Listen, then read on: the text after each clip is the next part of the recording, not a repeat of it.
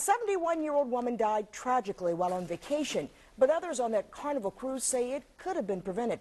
Carol Olson died this weekend while on a snorkeling excursion sponsored by their Carnival cruise. Tonight, as the family mourns, ABC 2 News' Brian Kubler spoke with a woman who tried to help Olson and believes it never should have happened. Brian? Kelly, to have your life end at the age of 71 while on vacation is tragic enough, but there are questions tonight that could make this whole accident even tougher for loved ones to bear. The water got tough after we got in. While living just one county over, Barbara Dontel never knew Carol Olson in life, but on the same cruise, the same snorkeling excursion in the Bahamas, she did her level best to prevent her death. A couple times I tried to talk to her through the snorkel, and I said, just take your right arm and make like you're swimming. I had a hold of her with my right arm, so together we were, doing this, and I said, and kick your feet. Dontel screamed for help toward the boat, but no one could hear.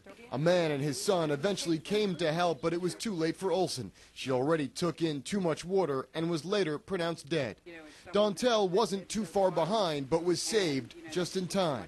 She says the current was too swift that day, pointing to this shaky underwater footage she tried to shoot. An excursion, she says, was not prepared and never should have left shore. There was no supervision. There was no one out in the water with us. All the crew members were on the boat.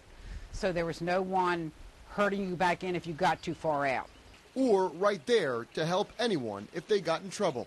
Inexcusable, Dontel says, as she believes this subcontracted company from Carnival Cruises cost one life and nearly took her own. In addition to grief, you have to deal with the tragedy of this, which is a whole different thing.